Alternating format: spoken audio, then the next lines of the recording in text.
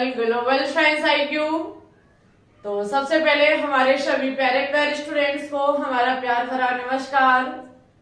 आज हम आपके लिए class 12 chapter first solid state का पार्ट 8 लेकर के आए हैं, जिसमें बात करेंगे ठोसों के विद्युतीय गुणधर्म पर। वैसे तो ये टॉपिक फिजिक्स का टॉपिक है, लेकिन सॉलिड स्टेट चैप्टर में भी रखा गया है, तो इस पर हम आपको बहुत ही विशेष जानकारी देंगे, इंपॉर्टेंट जानकारी देंगे, क्योंकि यहां से वनडे एग्जाम बहुत ज्यादा क्वेश्चंस पूछते हैं। ठीक है, सभी स्टूडेंट्स कॉपी पेन को उठा लेंगे, जहां अपने नोट्स बनाते हैं वहीं से आगे लिखना प्रारंभ करेंगे। हेडिंग लगाएंगे सभी विद्यार्थी ठोसों के विद्युतीय गुणधर्म। देखिए, सभी स्टूडेंट्स को हम ठोसों के बारे में जानकारी दे चुके हैं, बहुत सारी चीजें हमने आपको पढ़ाई है। ठीक है, अगर हम आज के टॉपिक की बात करें तो ये एक प्रकार से ठोसों का वर्गीकरण है।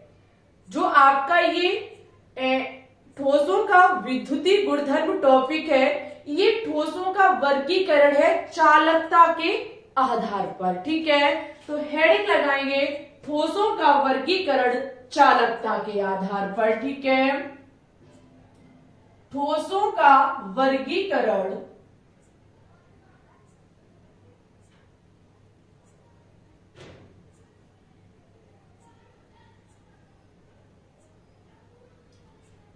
चालकता के आधार पर।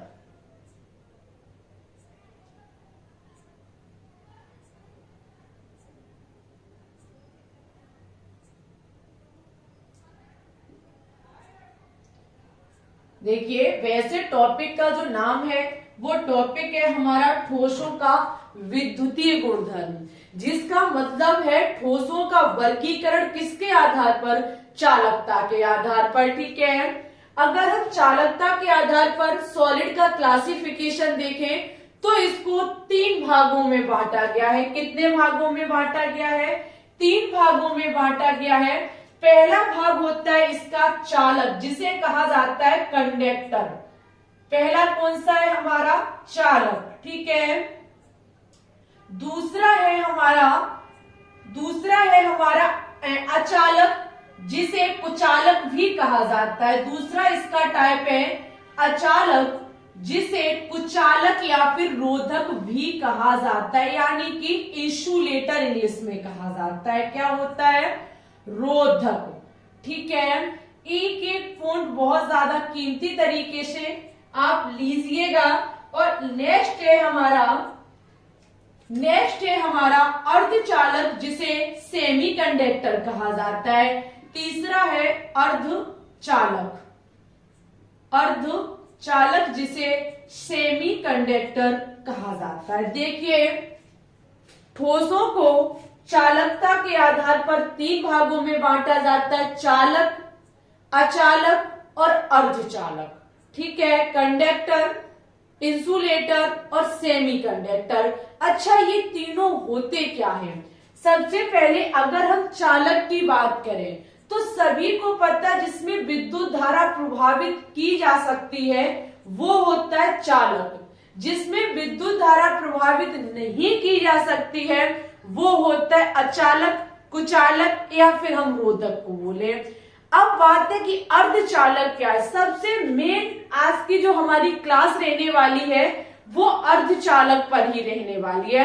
चालक सभी को पता है, अचालक सभी को पता है, लेकिन अर्धचालक बहुत कम विद्यार्थियों को पता होता है। तो इसी के बारे में आज हम चर्चा करेंगे। सबसे पहले चालक में लिखेंगे विद्युत धारा प्रभावित इसमें हो जाता है। विद्युत का प्रभाव इसमें होता है। ठीक है, इसमें करंट फ्लो हो जाता है। विद्युत धारा प्रभावित होता है या फिर विद्युत धारा प्रभावित की जा सकती है, वो हमारे चालक कहलाते। अच्छा, एग्जाम्पल के तौर पर अगर हम देखें तो हमारा आयरन हुआ, कॉपर हुआ, Ag सिल्वर हुआ, ठीक है, कई एक एल्यूमिनियम हुआ, ये सभी में विद्युत का प्रभाव हो जाता है। ठीक है, अगर हम अचालक, कुचालक या रोधक की बात करें तो इनमें विद्युत धारा का प्रभाव नहीं हो सकता है। विद्युत का प्रभाव यानी कि जो करंट है इसका फ्लो नहीं होता है। इसमें विद्युत का जो फ्लो है, विद्युत का जो प्रभाव है वो नहीं होता है। ठीक है, अगर हम इसमें एग्जाम्पल पे बात करें तो जैसे कि हमारी लकड़ी जो गुड़ होती है, इसमें विद्युत धारा का प्रभाव नहीं हो सकता, इसमें करंट फ्लो नहीं कर सकता है। प्लास्टिक, जैसे कि आपका प्लास्टिक हुआ,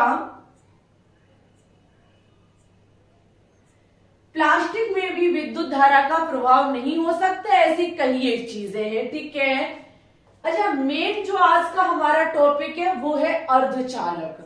अर्धचालक क्या होता है, एक एक बात ध्यान से समझिएगा।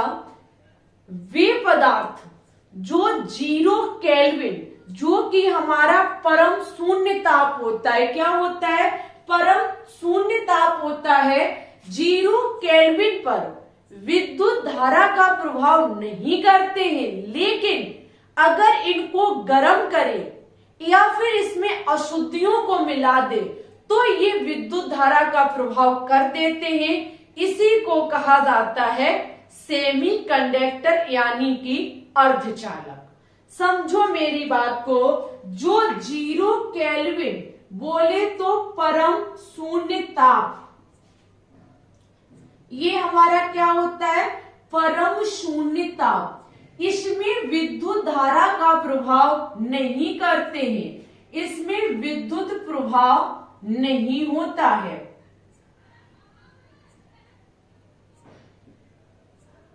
यानी कि जो हमारे अर्धचालक होते हैं इनमें 0 केल्विन पर विद्युत करंट जो है वो फ्लो नहीं होता है। लेकिन अगर हम इसको गर्म करें या फिर इसमें अशुद्धियां मिला दें, क्या मिला दें, अशुद्धियां मिला दें, तो यहां से विद्युत धारा प्रभाव हो जाती है, तो विद्युत प्रभाव होता है।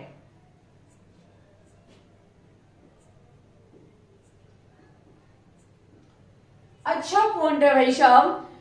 चालक जिसमें विद्युत धारा का प्रभाव होता है, अचालक जिसमें विद्युत धारा का प्रभाव नहीं होता है, अर्धचालक जिसमें 0 केल्विन परम शून्य ताप पर विद्युत प्रभाव नहीं हो सकती है। लेकिन अगर हम इसको गर्म करें या फिर हम इसमें अशुद्धियों मिला दें, अशुद्धियों को मिला दें, तो इसमें विद्युत धारा का फ्लो होने लगता है, विद्युत प्रभाव होने लगता है। कैसे, अभी हम आपको सिखाएंगे। अगर हम इसकी बात करें तो इसके जाने पहचाने 2 बहुत ही अच्छे खासे एग्जाम्पल हैं। एक तो हमारा सिलिकॉन है और एक हमारा जर्मेनियम है। ठीक है, ये दोनों ही इसके बहुत अच्छे खासे उदाहरण हैं। ठीक है, ये इसके बहुत अच्छे खासे एग्जाम्पल हैं। सिलिकॉन और जर्मेनियम की बात करें तो ये वर्ग 14 के एलिमेंट्स हैं। किसके हैं, वर्ग 14 के एलिमेंट्स हैं। ठीक है, इट्स ओके। अब हम आगे बढ़ेंगे तो देखेंगे अर्धचालक के प्रकार, जिसमें आप सीखेंगे कि ताप बढ़ाने पर विद्युत धारा का फ्लो कैसे हो सकता है और अशुद्धियां मिलाने पर विद्युत धारा का प्रभाव कैसे हो सकता है। ठीक है, इतनी चीज आपकी क्लियर होनी चाहिए। जिसमें फ्लो हो सकता है करंट, कंडक्टर, जिसमें फ्लो नहीं हो सकता करंट, इंसुलेटर, और जिसमें 0 केल्विन पर करंट फ्लो नहीं होता, सेमी कंडक्टर, और ताप बढ़ाने पर अशुद्धियां मिलाने पर हो जाता है तो वो हमारा सेमी कंडक्टर होता है। ठीक है, चलिए लीजिए इसकी स्क्रीनशॉट। ओके, अब हम देखेंगे अर्धचालक के प्रकार। आज शाम 3 बजे सॉलिड स्टेट चैप्टर का मॉक टेस्ट लिया जाएगा। सभी विद्यार्थी लाइव आना बिल्कुल भी ना भूलें, क्योंकि धुआंधार, शानदार, जानदार, फर्स्ट क्लास, आउटस्टैंडिंग क्वेश्चंस आज शाम 3 बजे सॉल्व करवाए जाएंगे। ठीक है, सभी विद्यार्थियों के लिए बहुत ही लाजवाब क्लास रहेगी आज शाम 3 बजे की। देखिए हम बात करने जा रहे हैं अर्धचालक के प्रकार पर, सेमी कंडक्टर के टाइप्स पर। हेडिंग लगाइए अर्धचालक के प्रकार।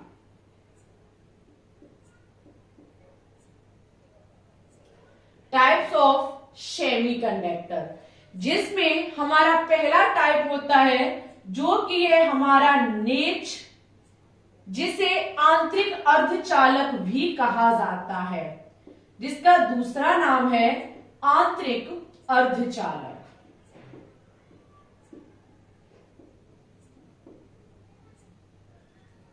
नेज या फिर आंतरिक अर्धचालक। अच्छा, नेज या आंतरिक अर्धचालक पे जाने से पहले कुछ चीजें आपको पता होनी चाहिए। जैसे मैंने अभी कहा है कि जो हमारे अर्धचालक होते हैं वो किस ग्रुप से है, ग्रुप 14। जो आपका वर्ग 14 है उसके जो भी एलिमेंट्स हैं वो सभी हमारे सेमी कंडक्टर नहीं होते। उसके मेन 2 हमारे तत्व सेमी कंडक्टर हैं। एक तो हमारा सिलिकॉन है और दूसरा हमारा जर्मेनियम है। ठीक है, ये 2 हमारे वर्ग 14 के सेमी कंडक्टर तत्व हैं। ठीक है, दूसरी ओर हम अगर बात करें तो सबसे बड़ा प्रश्न है कि विद्युत धारा का प्रभाव कैसे हो सकता है। मीन्स हम कैसे कह सकते हैं कि इस चीज में विद्युत धारा का फ्लो हो रहा है, करंट इसमें फ्लो हो रहा है, विद्युत धारा प्रभावित हो रही है। तो देखिए, विद्युत धारा प्रभाव होने के कुछ कारण होते हैं। पहला कारण होता है कि मुक्त इलेक्ट्रॉन होने चाहिए। जिस पदार्थ में हम विद्युत धारा का प्रभाव कर रहे हैं उस पदार्थ में मुक्त इलेक्ट्रॉन होने चाहिए। अगर उस पदार्थ में मुक्त इलेक्ट्रॉन नहीं है तो मुक्त आयन होने चाहिए। क्या होने चाहिए? मुक्त आयन होने चाहिए। अगर मुक्त इलेक्ट्रॉन नहीं है, मुक्त आयन नहीं है तो विद्युत धारा फ्लो नहीं कर सकती है। समझो मेरी बात को, क्योंकि ये फिजिक्स का टॉपिक है, बहुत इजी टॉपिक है कि विद्युत धारा का प्रभाव तभी हो सकता है जब मुक्त इलेक्ट्रॉन होंगे या फिर मुक्त आयन होंगे। ठीक है, इन्हीं की प्रेजेंटी में विद्युत धारा का प्रभाव हो सकता है, क्योंकि हमारे इलेक्ट्रॉन प्रभाव में होने चाहिए, फ्लो करने चाहिए, आयन हमारे फ्लो करने चाहिए, तब ही विद्युत धारा का प्रभाव हो सकता है। ठीक है, इतनी चीज को लेकर के अब हम देखेंगे नेज या आंतरिक अर्धचालक।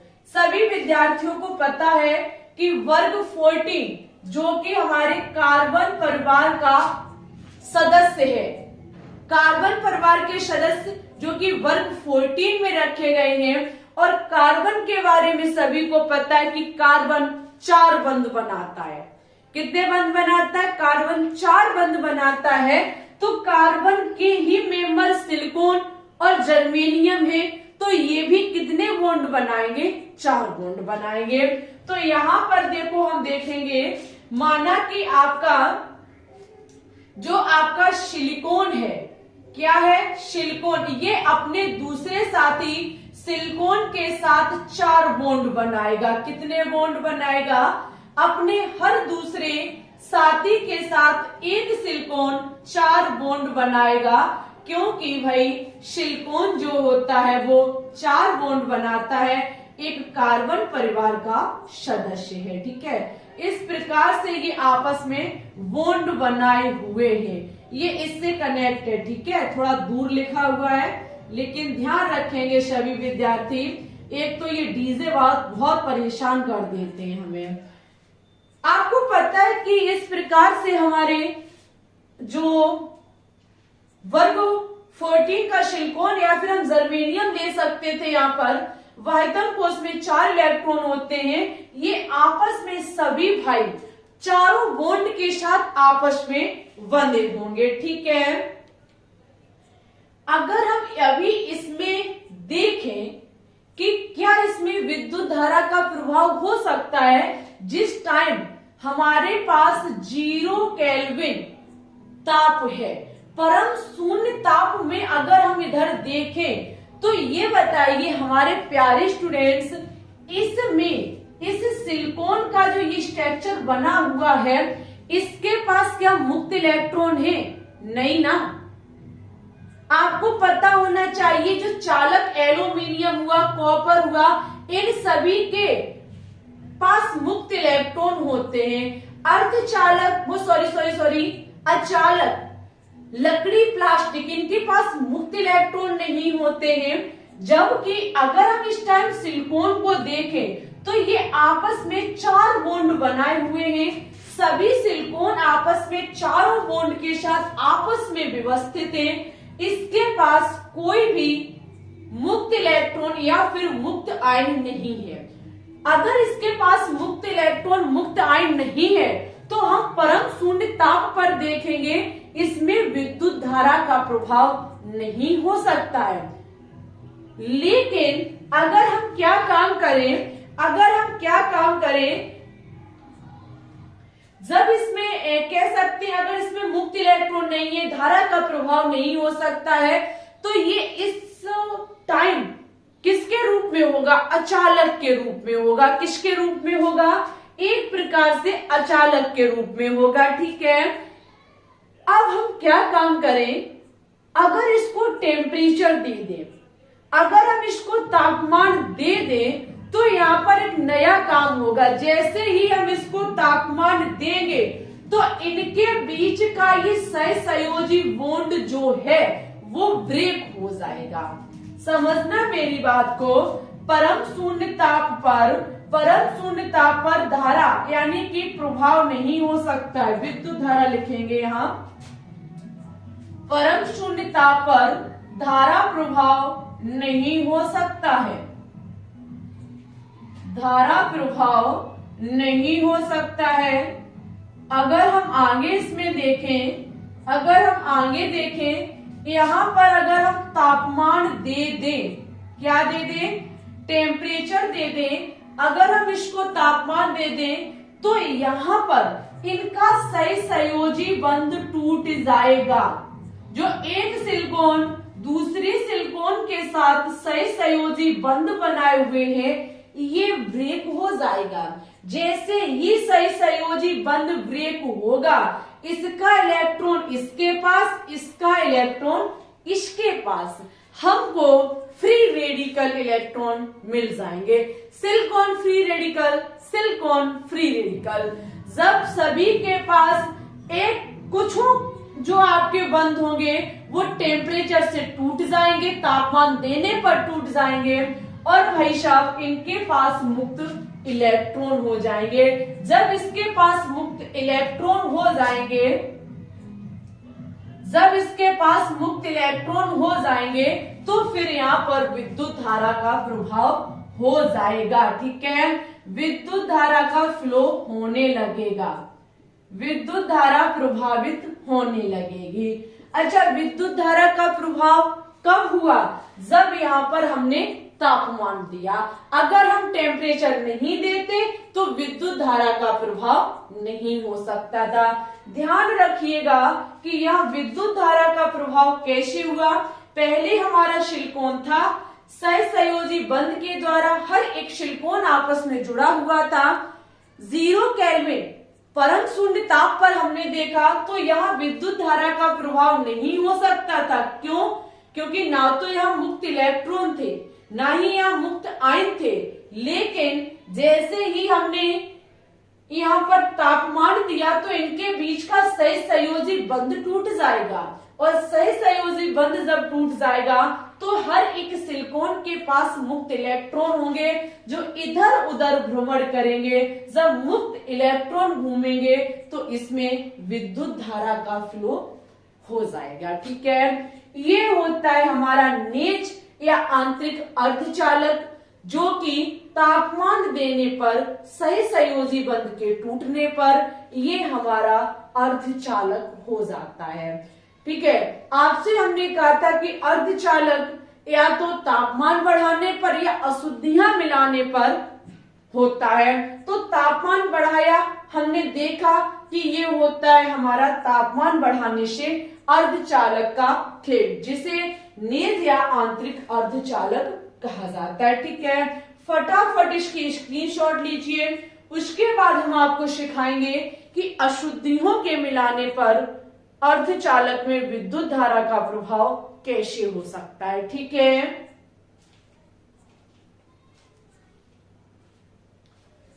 ओके, ले ली स्क्रीनशॉट। अब हम आगे बात करेंगे। आगे है हमारा जिसका नाम है वह या अपद्रवी अर्धचालक। इंपॉर्टेंट टॉपिक है, चाहे आप किसी की भी प्रिपरेशन करते। वैसे इस टॉपिक को फिजिक्स में बहुत ही डिटेल डीपली पढ़ाया जाता है, लेकिन केमिस्ट्री में भी हम उतनी कसर नहीं छोड़ेंगे। जहां तक दिया गया है केमिस्ट्री में उतना हम कराने का प्रयास करेंगे। ठीक है, और इसके बाद इसका एक और पार्ट आएगा, यहीं पर हमारा ये टॉपिक नहीं, एक चैप्टर खत्म हो जाएगा। ठीक है, तो सभी विद्यार्थी इसका सेकंड टाइप देखेंगे, जो कि है वह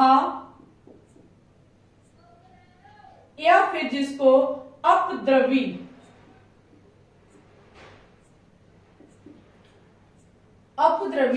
अर्धचालक कहा जाता है। ये देखो बहुत अच्छा खासा है, बहुत important, very important, most important. अगर हम इसको देखें, अभी मैंने बोला था आपसे कि अर्धचालक परम शून्य ताप पर विद्युत धारा प्रभावित नहीं होती है।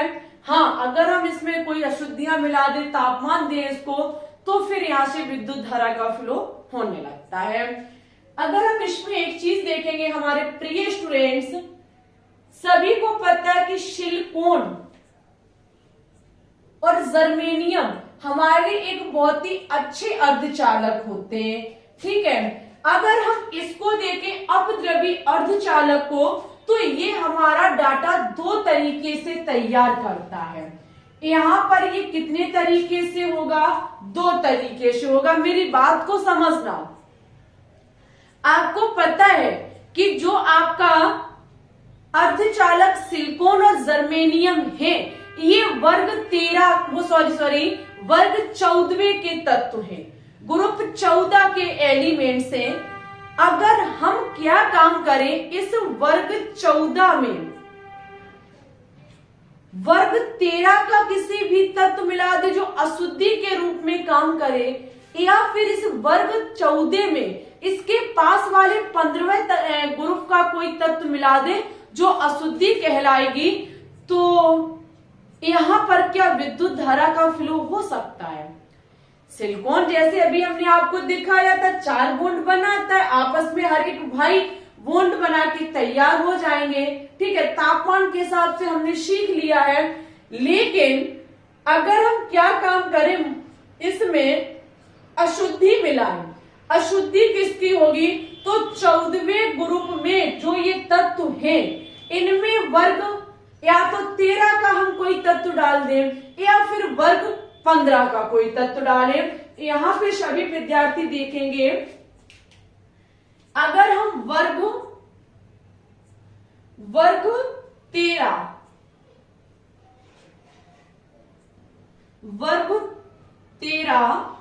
की अगर हम बात करें, तो ये बोरोन परिवार के तत्व इसमें रखे गए हैं, वेंगन, आलू, इंथेला। ठीक है, तो यहाँ पर वर्ग 13 में बोरोन परिवार का तत्व रखे गए हैं।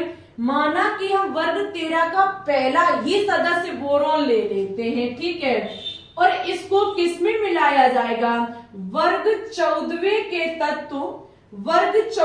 के तत्व सिलिकॉन में। किसमें? सिलिकॉन में। ठीक है, और इधर हम क्या काम करेंगे? वर्ग 15 का तत्व लेंगे।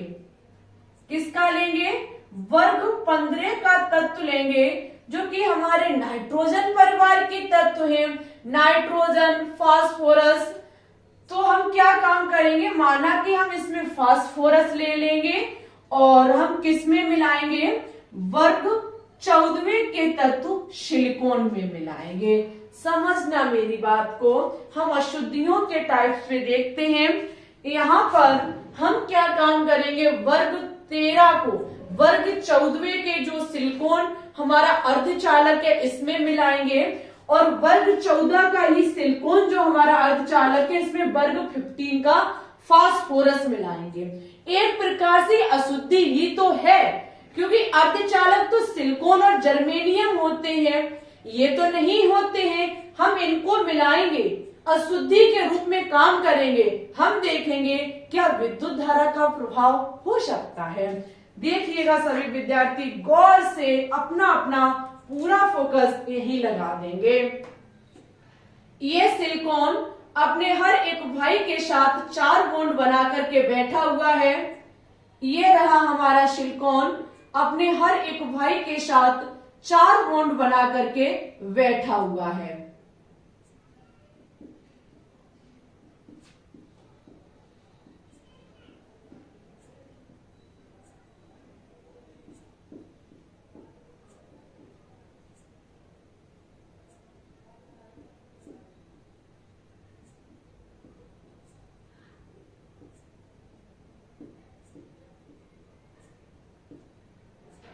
सिलिकॉन अपने हर एक भाई के साथ बॉन्ड बना करके बैठा हुआ इस प्रकार से।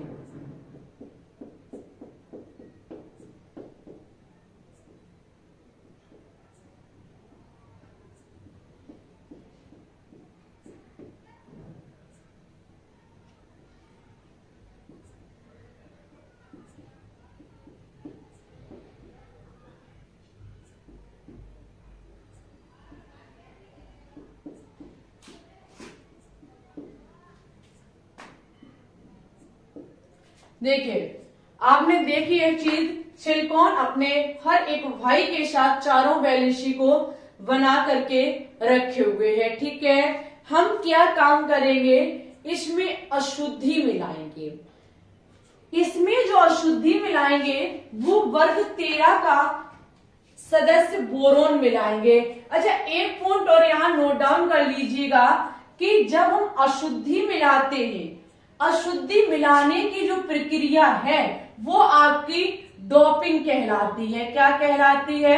डोपिंग कहलाती है।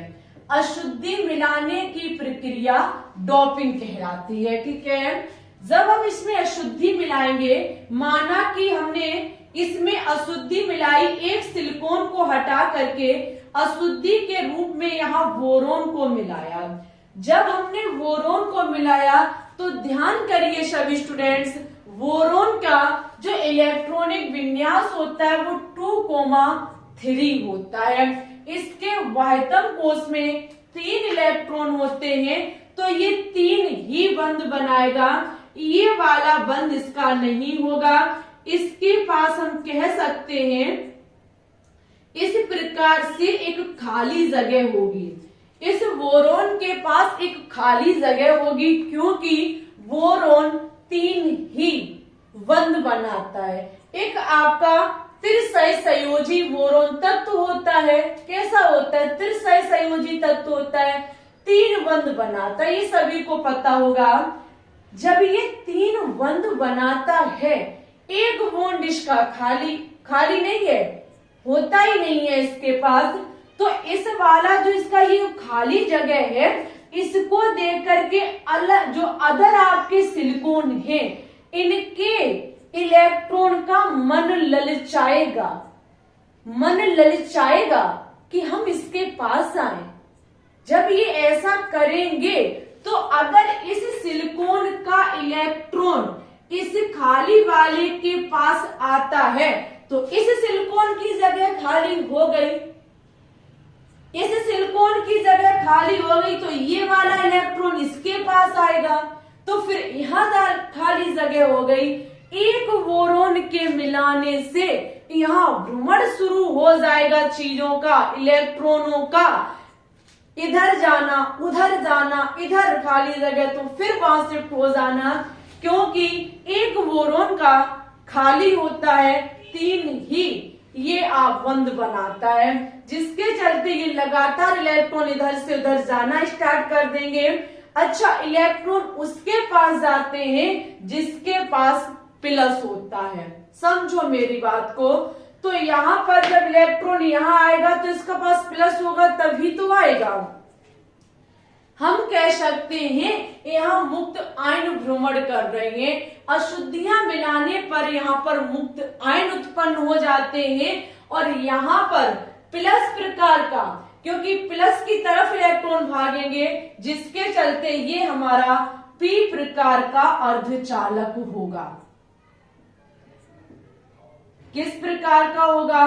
पी प्रकार का हमारा अर्धचालक होगा। ठीक है। अगर हम इधर देखेंगे, इधर अशुद्धि के रूप में हम फास्फोरस को मिला देते हैं। अशुद्धि के रूप में हम किसको मिलाते हैं?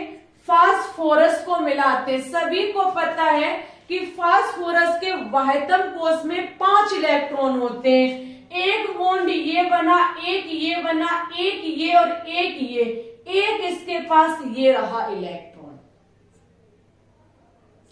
इसके पास एक इलेक्ट्रॉन ये बचा हुआ है जो हर जगह घूमेगा। यहाँ पर कुछ वर्ग 15 का फास्फोरस आकर के लग जाएगा। अशुद्धि के रूप में हम फास्फोरस को मिला रहे हैं और भाई इसके पास 5 इलेक्ट्रॉन होते हैं। 4 तो सिलिकॉन के साथ बंध बना लेगा, एक लगातार घूमेगा।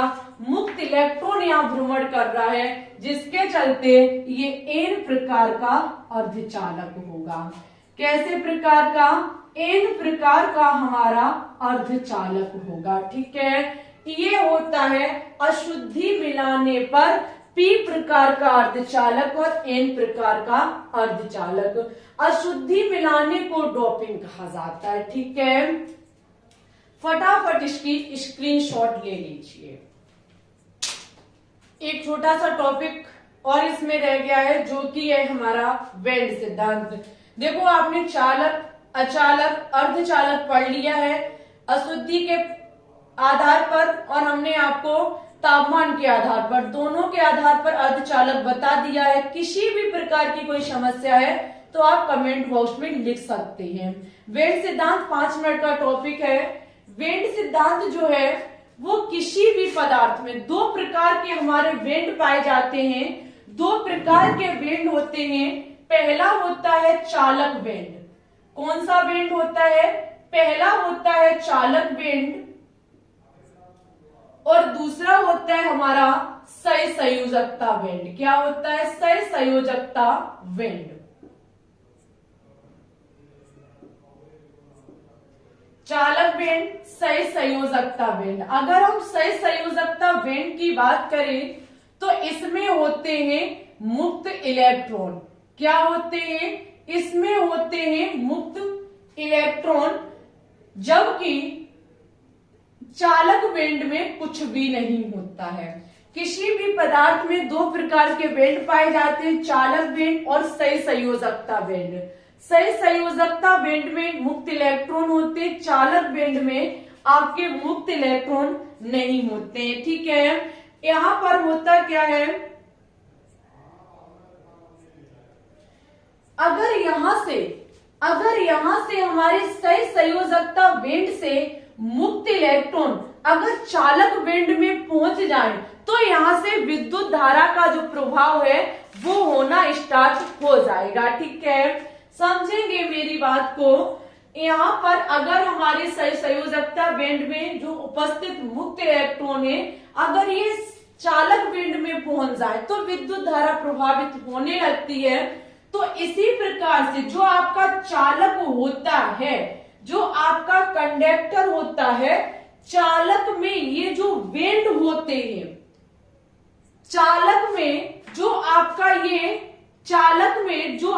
चालक वेंड है और सहसंयोजक वेंड है,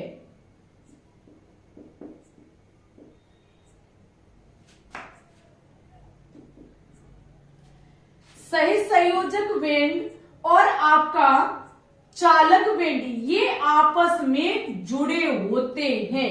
क्योंकि चालक वेंड में इलेक्ट्रॉन नहीं होते, सहसंयोजकता वेंड में आपके मुक्त इलेक्ट्रॉन होते हैं और ये दोनों वेंड चालक में आपस में जुड़े होते हैं, जिसके चलते ये यहां से यहां तक इलेक्ट्रॉन को भेज देता है। यानी कि जो आपके फ्री इलेक्ट्रॉन है वो ट्रांसफर किसमें हो जाते हैं, चालक बैंड में हो जाते हैं। ठीक है, यहाँ इनका ट्रांसफर हो जाता है सही संयोजक बैंड से चालक बैंड में। जब ये आपस में ट्रांसफर हो जाते हैं तो यहाँ पर विद्युत धारा का प्रभाव हो जाता है। अगर हम अचालक की बात करें कि अचालक में विद्युत धारा का फ्लो क्यों नहीं होता है, तो अचालक जो होते हैं, अचालक में ये दोनों बैंड बहुत दूर दूर होते हैं, बहुत दूर दूर, लगभग 6 इलेक्ट्रॉन वोल्ट का इनके बीच अंतर होता है। चालक बैंड अगर आपका यहां है तो आपका सही संयोजकता बैंड बहुत ज्यादा नीचे होगा। सही संयोजकता जो आपका बैंड है वो बहुत ज्यादा नीचे होगा, और सही संयोजकता बॉन्ड में जो मुक्त इलेक्ट्रॉन है वो चाह कर भी चालक बैंड तक नहीं पहुंच पाएंगे। इनके बीच की दूरी बहुत ज्यादा होती है, किसमें, अचालक में। ठीक है, जिसके चलते यह विद्युत धारा का फ्लो नहीं हो सकता है। लेकिन अगर हम अर्धचालक की बात करें, अगर हम अर्धचालक की बात करें तो यहां पर जो आपका चालक बैंड है और आपका सही संयोजकता बॉन्ड है, इनके बीच दूरी तो होती है लेकिन ज्यादा नहीं होती है। ठीक है, इनके बीच दूरी तो होती है लेकिन बहुत ज्यादा कम होती है। नॉर्मल तापमान पर ये इलेक्ट्रॉन हमारे चालक बैंड तक नहीं जा सकते हैं, लेकिन अगर हम इनको तापमान देंगे, टेम्परेचर देंगे, तो ये इलेक्ट्रॉन कूद करके चालक बैंड में पहुंच जाएंगे। तब जाकर के हमारे अर्धचालक में विद्युत धारा का प्रभाव होता है। चालक में प्रभाव, अर्धचालक में प्रभाव और अचालक में प्रभाव इस प्रकार से होता है जो हमें वेंड सिद्धांत बताता है। वेंड सिद्धांत में कहना है कि किसी भी पदार्थ में 2 प्रकार के बेंड पाए जाते हैं, चालक बेंड और सही संयोजकता बेंड। चालक बेंड में कुछ नहीं होता है, सही संयोजकता बेंड में मुक्त इलेक्ट्रॉन होते हैं। और चालक बेंड में क्या होता है, चालक में क्या होता है, ये दोनों ही बेंड आपस में जुड़े होते हैं, जहां से इलेक्ट्रॉन का ट्रांसफर होता रहता है। ठीक है, अचालक में इन दोनों के बीच दूरी बहुत ज्यादा होती है, जिसके कारण चाह करके भी सही संयोजकता बेंड के इलेक्ट्रॉन चालक बेंड में नहीं जा सकते हैं। लेकिन अर्धचालक में और जो आपके चालक बेंड और सही संयोजकता बेंड होते हैं, इनके बीच दूरी ज्यादा नहीं होती है। 0 तापमान पर ये इसमें इलेक्ट्रॉन नहीं पहुंच सकते हैं चालक बेंड में, लेकिन टेम्परेचर देंगे तो ये कूद करके सही संयोजकता बेंड से चालक बेंड में पहुंच जाएंगे। ठीक है, ये था हमारा आज का एक छोटा सा टॉपिक, बहुत प्यारा सा टॉपिक, जहां से वनडे एग्जाम क्वेश्चंस पूछता है। ठीक है, आज का टॉपिक यहीं पर समाप्त होता है।